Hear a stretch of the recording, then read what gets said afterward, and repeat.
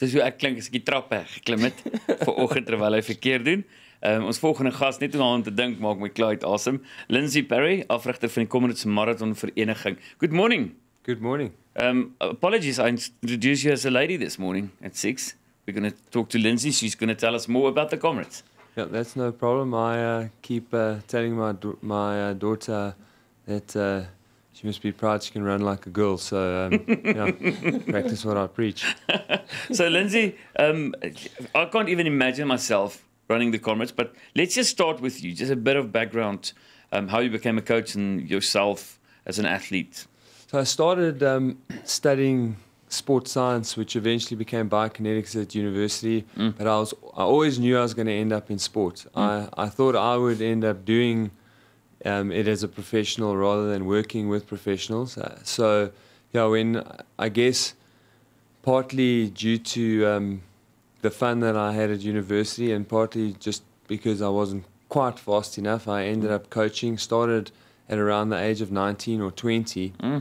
Went into private practice in Cape Town, but I literally just slowly but surely got sucked more and more into coaching until I ended up at the University of Pretoria working at the High Performance Centre. I was working in their physiology lab, but essentially I was tempted across here to work in their triathlon program. And then slowly but surely the coaching thing has just grown and grown. I think 2005 or 6, the editor of Runner's World and I bumped into each other in Cape Town. He introduced me to the then race director, Renee Jordan from Comrades.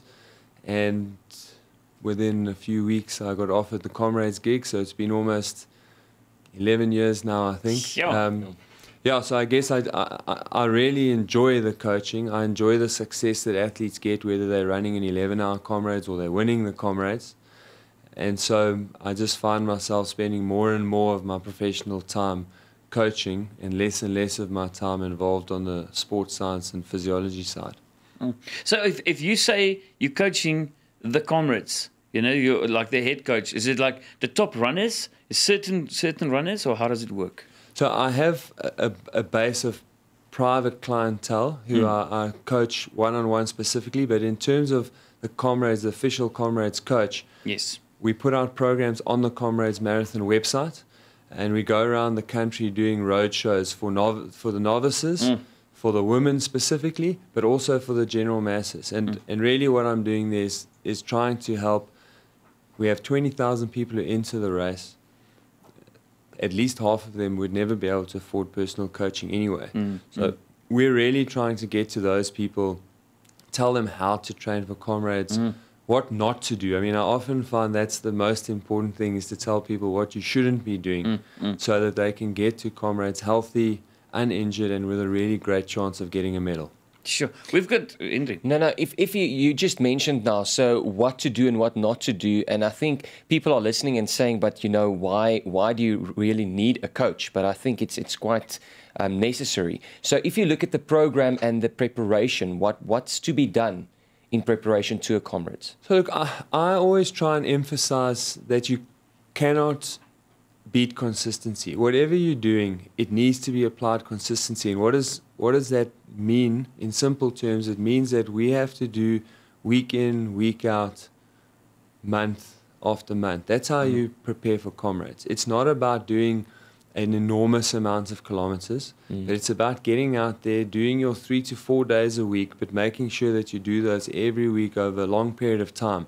And the longer that you are consistent for, the better you will prepare your mind mentally, but very importantly, you prepare yourself physically to be able to run for anywhere between 7 and 12 hours, depending on where you find yourself on the performance spectrum.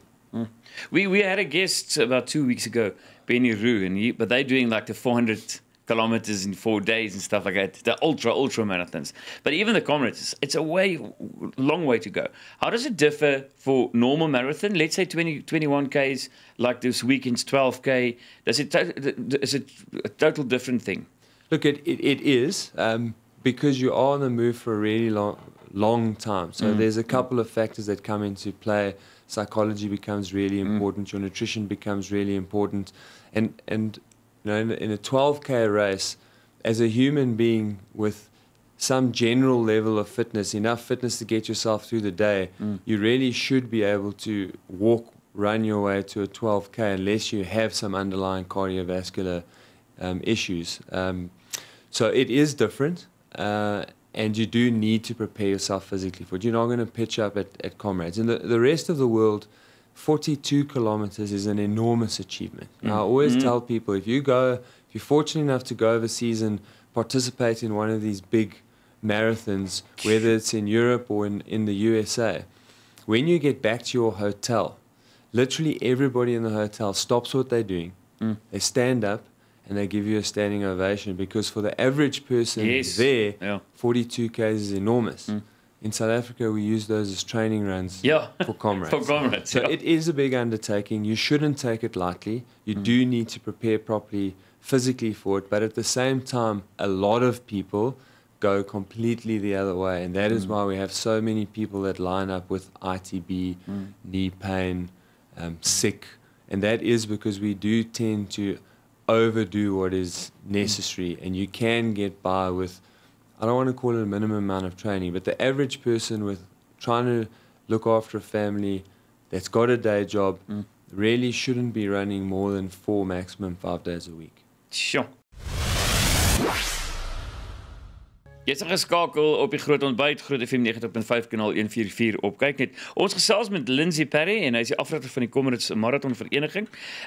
Lindsey is even one of our friends downstairs at Sale. She's running the Comrades. So I think it's a lot of people now listening for advice and stuff, and everyone's telling me now they're tampering down. Now they're doing like not even a 5K, and I'm going like, but you're going to run 90 Ks. Yeah. So how does that work, and what are they supposed to do now? It's actually a really important part of the training process, because really 2 weeks out, we're literally 13 sleeps away from Comrades. There isn't much you can do to make yourself fitter. We have been training pretty hard and consistently, especially March and April. Those constitute our biggest training months of the year. And so really what we want to do now in these last 2 weeks is to freshen up. Because a lot of people are walking around tired. Remember, loads of people have to wake up at 3:30, 4 o'clock in the morning to train for this race. So over the next 2 weeks, that is what the focus is. We're cutting back on the mileage. We're getting as much sleep as we can, making sure that we're healthy, making sure that we don't have any injuries, so that on the 4th of June, in 2 weeks' time, you are not only fit, but you've actually now had what we call like a super compensation. So you're fit and fresh. I mean, those two things come together.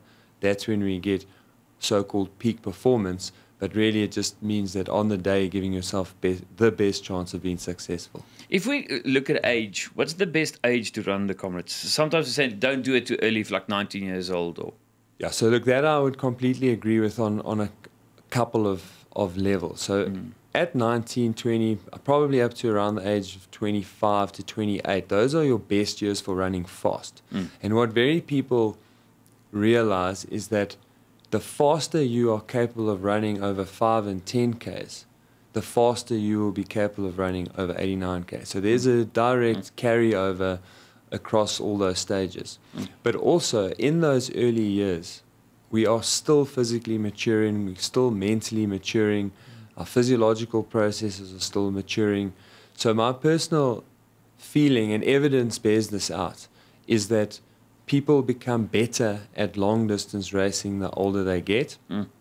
And typically, there is a wide range, but typically people, their performances peak somewhere between the age of 28 and 42.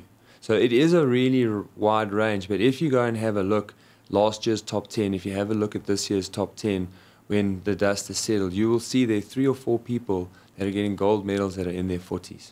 That's amazing. Where do you need to be more prepared, physically or emotionally and mentally? Look, you have to be physically prepared, because you cannot have the emotional confidence or the psychological preparedness if you're not physically prepared. So the physical prepared part really is not an option.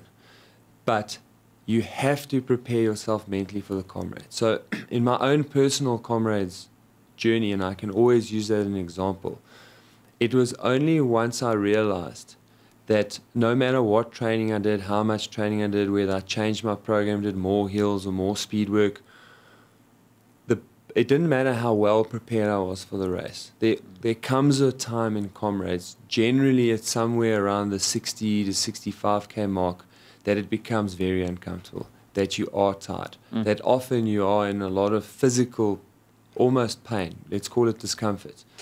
Sure. And if you spend every year training to eradicate that part of the race and think that you're going to get through 89 kilometers feeling fantastic, that is often where Comrades then comes undone.